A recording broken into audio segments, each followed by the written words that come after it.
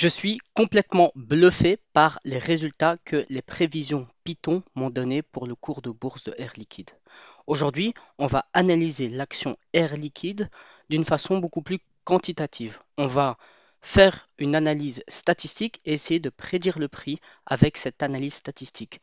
En plus de ça, on va également faire une analyse sur les fondamentaux de l'entreprise pour allier fondamental mais aussi analyse quantitative. Aujourd'hui, c'est une vidéo très intéressante. Je t'invite d'ailleurs à te poser tranquillement, à prendre de quoi noter. Et c'est parti pour commencer l'analyse qui va être, je te préviens déjà, accroche-toi bien, très bluffante. Allez, c'est parti. On commence tout de suite donc par l'analyse de Air Liquide. Alors, on est ici donc sur le prix historique de Air Liquide. Tu vois donc qu'on est sur une courbe assez exponentielle et ça, garde bien ce détail-là parce qu'il va être très important par la suite. Tu vas comprendre pourquoi. Donc, on voit qu'ici, depuis 2000, allez, 2000, le cours de l'action suit une courbe assez parabolique. Ce qui peut être intéressant dans certains cas, et vous allez voir qu'on va arriver à une conclusion qui va être un petit peu, voilà, on va remettre en perspective cela. Alors on voit également ici que l'EBITDA, donc EBITDA, qui peuvent être apparentés, on va dire, à un résultat net. On retire les amortissements, etc., les taxes. On voit qu'ils sont croissants, donc ça, c'est bon signe. On voit également que les revenus, eux, diminuent, en l'occurrence, mais l'EBITDA est croissant, c'est ce qui est le plus important. On voit qu'on a également une marge nette, une marge brute, pardon, qui augmente, qui est bon signe. Une marge nette qui suit la même tendance que la marge brute, c'est-à-dire qu'elle augmente également. On voit également ici, hop, niveau des dividendes, bon, qui ne sont pas non plus, voilà. On voit qu'elle distribue par contre des dividendes, donc ça c'est plutôt intéressant pour les gens qui veulent intégrer Air Liquide dans leur stratégie de paiement de dividendes, c'est-à-dire qu'ils achètent en fait cette action pour des dividendes. On voit également ici les CAPEX sur les revenus, c'est-à-dire l'investissement qui est fait en fonction du pourcentage du revenu qui gagne. On voit que ça augmente, c'est croissant, ça c'est plutôt bon signe, c'est-à-dire que elle gagne plus d'argent, mais elle investit également plus cet argent. Ça c'est vraiment intéressant. On voit également Tangible Book Value, on voit qu'il augmente. C'est-à-dire que les commandes en fait qui sont passées chez Air Liquide augmentent également. Donc ça nous montre en fait qu'il y a une certaine demande et que la demande ici, comme tu peux le voir, hein, regarde, elle est croissante. Donc, ça veut dire qu'on a vraiment une demande qui est croissante au fur et à mesure du temps. Ça aussi, pareil, c'est très intéressant à comprendre et à le garder en tête. Et on voit donc un price earning ratio qui est de 25 fois les bénéfices. On voit que la médiane totale, donc voilà, all, elle est plus ou moins à 22,3. On voit que les 20 dernières années est plus ou moins 18,8. Les 10 dernières années de 22, les 5 dernières années de 24,7. Alors comment interpréter ça? C'est combien est-ce que l'entreprise est valorisée en fonction des bénéfices qu'elle fait. On voit qu'ici, donc la médiane, c'est médiane en fonction de ce que des résultats du PER en fait passé de l'entreprise Air Liquide. Et on voit qu'ici, elle est plus ou moins valorisée à, à la même proportion de bénéfices dégagés par l'entreprise. Donc on voit qu'elle n'est pas non plus vraiment surévaluée. Alors je pense que dans cette industrie-là, de ce que j'avais vu, on a plus ou moins un PER ratio qui est dans les environs de 20, 18 à 20. Donc voilà, Air Liquide n'est pas non plus une anomalie en termes de survalorisation de l'entreprise en question. Si tu veux, pour te donner une ordre d'idée, en fait, si tu as un PER moyen du marché dans le secteur en question qui est de 15, si l'action que tu analyses, tu vois qu'il a en fait un PER de 40, alors à ce moment-là, tu vois qu'il y a une anomalie. Et donc, en fait, c'est que l'action est beaucoup trop surévaluée comparée aux bénéfices qu'elle dégage. Ok. Et à ce moment-là, tu pourrais te dire que tu payes trop cher en fait l'action comparée à ce qu'elle dégage réellement comme bénéfice. À ce moment-là, ça donne une indication comme quoi l'action est plutôt surévaluée en fonction du marché. Inversement également à la baisse, Donc on peut également dire qu'une action est sous-évaluée en fonction des bénéfices qu'elle génère, en le comparant justement avec le PER du secteur en question. Chaque secteur a un PER qui est bien défini. Il y a des secteurs, par exemple ceux des logiciels, où on a plutôt tendance à retrouver un PER qui est beaucoup plus élevé que les autres industries, tandis qu'on a des secteurs, par exemple bancaires ou secteurs de l'automobile, comme par exemple Renault, etc., qui ont un PER qui est assez bas. Et généralement, ça va également, c'est assez corrélé au fait que ce soit une action de croissance, une action de value, donc de valeur. Généralement, les actions en fait de valeur qui sont beaucoup plus défensifs ont plutôt tendance à avoir un PER qui est assez faible. Et inversement, les actions en fait, et les entreprises qui ont un PER qui est élevé sont beaucoup plus souvent vues et remarquées lorsqu'on est en face d'actions qui sont plus connotées croissance, c'est-à-dire des valeurs technologiques, etc. Eux auront tendance plutôt à avoir un PER qui sera beaucoup plus élevé. Donc ça, c'était pour que tu comprennes un petit peu le principe du PER. Bien entendu, on peut aller beaucoup plus dans le détail, voir comment est-ce que c'est calculé, etc. On ne va pas le faire ici durant cette vidéo, hein. On va le faire durant cette chaîne, donc n'oublie pas d'ailleurs de t'abonner à cette chaîne YouTube. Et également, je fais la petite transition à regarder dans la description. Je t'ai mis ma petite watchlist du moment pour le mois de mai. Donc là, on va arriver au mois de mai. Mois de mai qui est, comme on a en fait cet adage, sell in May and go away. Vendez tout en mai et partez.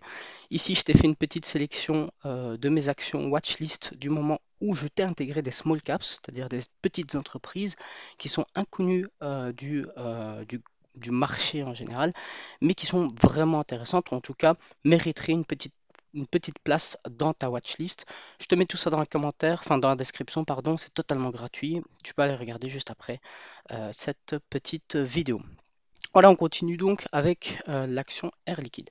Donc, pour revenir un petit peu, on voit donc que c'est une entreprise qui génère de l'argent, elle est assez bien valorisée, on voit qu'elle distribue des dividendes.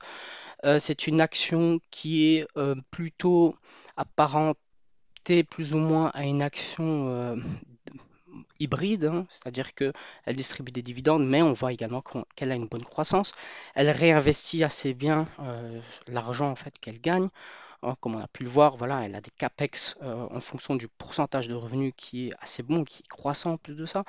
Donc voilà, c'est une entreprise qui fonctionne assez bien. Nous passons toute la partie analyse fondamentale des bilans, etc., vu que ce n'est pas non plus le but ici de cette vidéo. Ici, on va vraiment analyser avec Python, analyser justement et faire des prévisions avec ça. Alors, c'est parti pour la prévision beaucoup plus quantitative et partons maintenant sur le terminal Jupyter Notebook pour commencer à faire les analyses Python.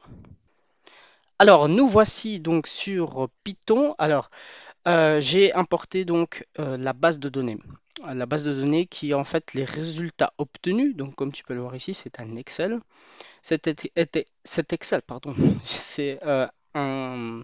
Voilà, donc l'historique remonte à 10 ans, normalement, donc tu vois, jusqu'en 2015. Donc c'est-à-dire qu'ici, on a vraiment l'historique de du cours Air Liquide sur 10 ans. On voit que dans la colonne A, on a la date, dernier ouverture plus haut, plus bas, volume et variation en pourcentage. Ok.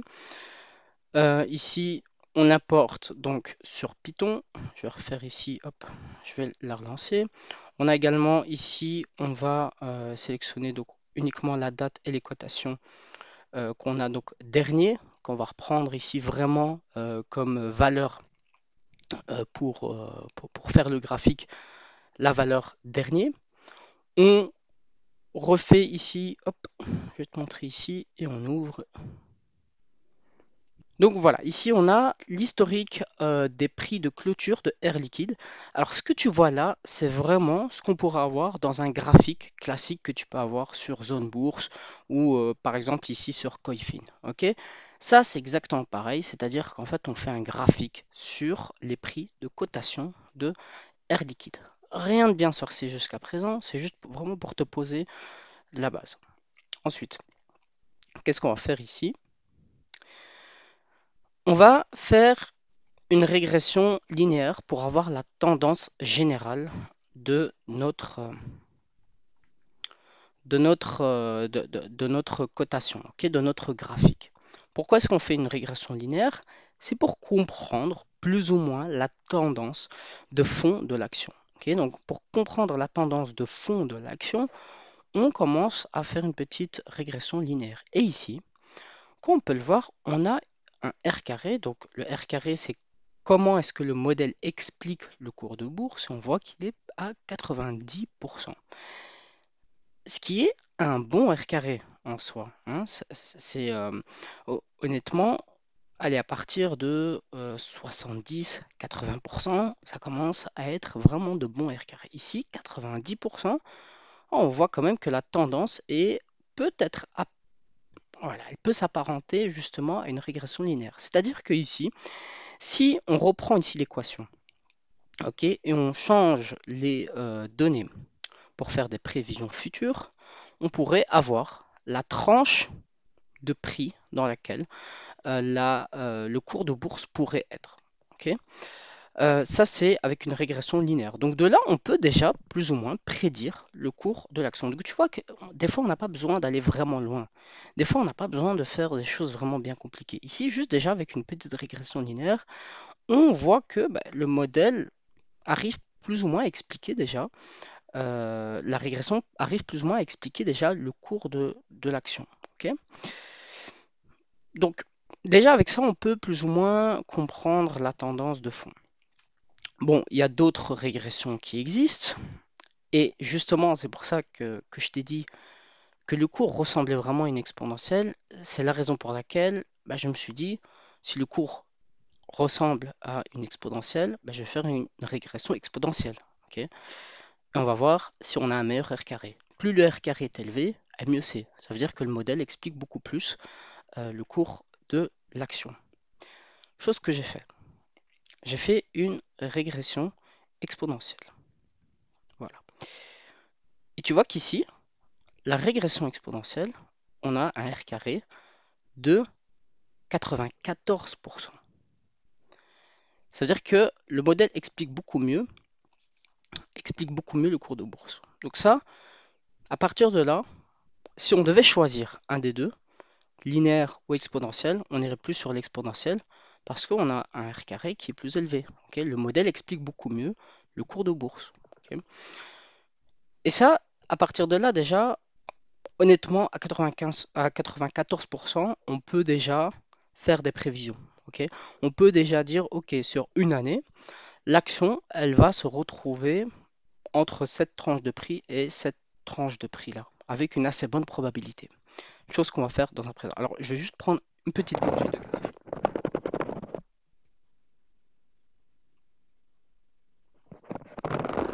J'espère que je t'ai pas fait trop de bruit. Je m'en excuse si c'est le cas. Alors, on continue. Donc, pareil ici, hein, c'est-à-dire que si on reprend en fait l'équation, y est égal à 0, voilà, tu as compris, tu reprends l'équation et tu rechanges en fait les paramètres du modèle, en fait, on arriverait à continuer en fait l'exponentielle. Et en mettant justement les nouveaux paramètres dans l'équation, on saura faire une prévision future. Okay. Chose que j'ai décidé de faire. Donc ici, voilà, comme tu peux le voir, j'ai fait une projection sur un an. J'ai fait une projection sur un an sur la régression exponentielle. Et comme on peut le voir ici, donc ça nous donne cette prévision-là. Alors, ce qui est en vert ici, c'est la prévision. Ce qui est en rouge, c'est l'équation exponentielle. Ce qui est en bleu, c'est le cours de bourse. J'ai également mis la marge d'erreur qui est basée en fait sur les erreurs passées. Donc les erreurs, en fait, comme tu peux le voir ici, on a l'exponentielle. Si chaque cotation était sur l'exponentielle, on aurait un R carré de 1. Okay, ça veut dire que le modèle explique à 100% le cours de bourse. Ici, ce n'est pas le cas. Tu le vois, par exemple, ici, on a une cotation qui est inférieure à l'exponentielle. Ici, on a une cotation qui est supérieure, etc. Ça, c'est les erreurs. Okay, les erreurs du modèle. Et en fait, on peut regarder et voir les erreurs passées pour se dire, OK, base-toi sur les erreurs passées de ce qu'on a eu, fais une prévision, toujours en continuant en fait l'exponentielle, mais trace-moi une marge d'erreur basée sur les erreurs moyennes passées. Ok, chose qu'on a faite ici. C'est-à-dire qu'ici, c'est basé vraiment sur les erreurs passées en fait que le modèle a fait, enfin que la cotation a eu, en fonction de l'exponentielle obtenue. Et comme on peut le voir, on obtient ce résultat-là. Bon, ici on va pas très bien, on va décider de zoomer un peu.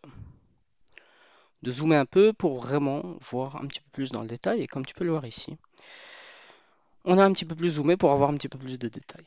Et comme on peut le voir, si aujourd'hui on devait donner une petite prévision avec une régression exponentielle, on pourrait dire qu'il y a de grandes probabilités pour que le prix en 2026 se retrouve entre 190 euros et 175 euros. Ok. Euh, donc voilà. Ici, il y a vraiment de grandes probabilités pour que le prix se retrouve entre ces deux bornes-là.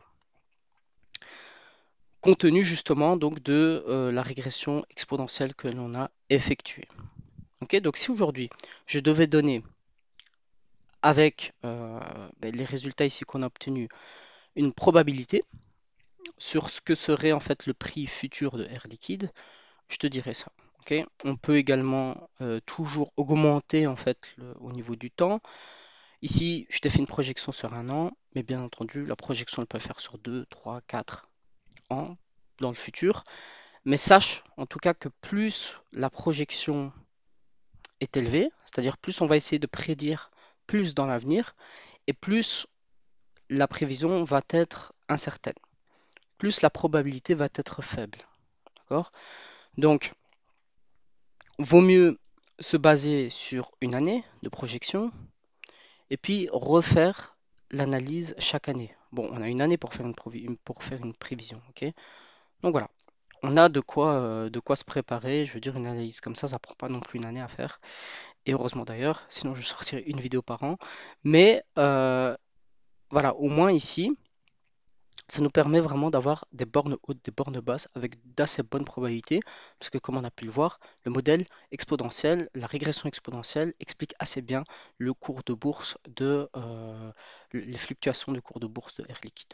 D'accord? Donc voilà, si aujourd'hui je devais donner une prévision, ça serait celle-ci. Tu peux mettre sur pause, tu peux prendre en screen si tu veux. Voilà, je te mets le curseur comme ça. Au moins, tu as la prévision. Maintenant, quelques commentaires que je voudrais rajouter sur ça. Alors, ce qu'il faut comprendre, c'est que, comme on a pu le voir ici, c'est une exponentielle. Les modèles exponentiels en bourse, en général, parce que j'ai travaillé énormément avec des modèles exponentiels dans le passé, et la chose que je peux te dire, c'est qu'on a tendance, lorsqu'on est vraiment face à une exponentielle comme celle-ci, à avoir d'assez bons modèles. Ok. Les prévisions, généralement, dans les exponentielles, sont assez bonnes. Avec du recul, j'ai toujours vu avec une échéance assez courte, une prévision extrêmement précise. Ok, donc ce genre de prévision, honnêtement, je ne me mouille pas pour dire vraiment qu'il y a de grandes probabilités pour que ça arrive. Seulement, on peut être face, et c'est ça en fait le grand problème des exponentielles, c'est qu'à un moment donné, une exponentielle n'est jamais infinie. Ok. Tout dépend de quel moment au niveau de l'exponentielle on se situe. À un moment donné, au niveau de l'exponentielle, ça peut être bon pendant 10, 15, 20 ans, mais après la 20e année, le modèle ne suit plus pardon, une régression, un mouvement exponentiel. À ce moment-là, on repasse pardon, sur un autre modèle. Et si on se situe à ce moment-là, ben, ça veut dire que les modèles ne sont plus bons. Les prévisions ne sont plus bonnes. D'accord? Pourquoi? Parce que on est, on se base sur un modèle exponentiel, mais une exponentielle, par définition, n'est jamais infinie. Un mouvement exponentiel n'est jamais infini en bourse ou voilà, en règle générale, et d'autant plus en bourse d'ailleurs. Et si on se situe justement à l'année où le cours de bourse ne suit plus un mouvement exponentiel, je suis désolé de te le dire, mais c'est que tes prévisions après, c'est tout, ils sont plus bons, ok? Ça veut dire que le modèle va suivre une autre, euh, une autre fonction. Mais en tout cas, ça serait plus une fonction exponentielle. À ce moment-là, on se retrouve vraiment embêté parce qu'on a fait nos prévisions, etc. Et le modèle ne suit plus la fonction qui est définie de base. Et lorsqu'elle ne suit plus, elle ne la suit plus vraiment. Tu vois, c'est-à-dire que c'est plus, oui, ce n'est plus une exponentielle, mais c'est juste l'angle de l'exponentielle qui change. Non, non, non. C'est-à-dire qu'on peut passer vraiment d'une exponentielle à une correction extrêmement profonde que l'exponentielle n'aura pas vue. Ok. Donc ça, il faut faire très, très, très, très, très attention avec les exponentielles. On peut avoir de bonnes prévisions après une année, après 2 années, après 3 années, 5 années de suite, et puis d'un coup, on n'aura plus raison. Ok. Donc ça, il faut faire très attention, et d'autant plus en bourse. D'autant plus en bourse, quand on parle d'actifs financiers, c'est encore beaucoup plus le cas, parce que comme tu as pu le voir, on a plein d'externalités négatives. On peut avoir plein de chocs sur le marché, et tous ces chocs-là vont plutôt avoir tendance à pousser le cours de l'action à ne plus suivre cette exponentielle. Et là, il faut faire très attention. Là, il faut faire très attention parce que le jour où le marché va se retourner, crois-moi que la régression exponentielle, il ne faudra pas se fier à 100% sur ça. Ok. Ici, on se base sur la régression exponentielle, toutes choses égales par ailleurs. C'est-à-dire, si toutes les autres paramètres sont restés tels qu'elles le sont restées ici pendant 10 ans. Ok. C'est-à-dire que si depuis 2015, on est exactement dans les mêmes cas de figure, eh bien, techniquement, le cours devrait ressembler à ça, devrait se situer ici. Mais rien ne nous garantit que l'on va suivre exactement ce qu'on a fait ici pendant 10-15 ans en arrière. Ok. Attention, hein. Ça, il faut faire vraiment attention. Donc voilà, ça c'est vraiment la, la petite conclusion de fin. Il faut vraiment faire attention avec ça. Ne prenez pas pour acquis non plus le modèle exponentiel. Ici, je t'ai dit, je t'ai expliqué un petit peu comment ça fonctionnait. Libre à toi de refaire un petit peu les mêmes analyses pour un petit peu mieux comprendre et pour voir un petit peu comment ça fonctionne. D'ailleurs, tu sais, ici, Air Liquide, c'est une grosse action. On a plutôt tendance ici à voir également des petites actions qui explosent. Et si d'ailleurs c'est ton cas et que tu recherches des petites actions explosives qui ne sont pas très connues du grand public, mais qui pourtant peuvent faire vraiment des multiples qui sont élevés, et si c'est ce genre en fait d'instruments et d'actions t'intéresse, n'hésite pas à aller voir ma dernière vidéo que j'ai fait sur les small caps où je t'explique. C'est vraiment un guide ultime pour que tu retrouves les mêmes type d'action que Nvidia au début. Ok. Je t'apprends clairement à chercher des Nvidia like au tout début quand ils ont commencé. Si aujourd'hui tu veux retrouver des entreprises qui sont inconnues au bataillon mais qui pourtant ont de gros potentiels dans le futur, je t'invite vraiment à aller voir cette vidéo. Et voilà, donc nous on se retrouve sur l'autre vidéo pour continuer ton apprentissage. Et n'hésite pas également à liker, à t'abonner et à mettre un petit commentaire. Et également à la fin d'aller voir ma petite action, ma petite watchlist d'actions que je t'ai mis dans la description pour avoir un petit peu les actions que j'ai mis dans ma watchlist pour le mois de mai. Et en plus de ça, j'ai intégré des small caps, d'où la raison et d'où une autre raison pour que tu ailles voir également la dernière vidéo que j'ai fait sur les small caps. Voilà, c'était à dire. J'espère vraiment que cette vidéo t'a plu. Nous, on se retrouve de l'autre côté. Salut!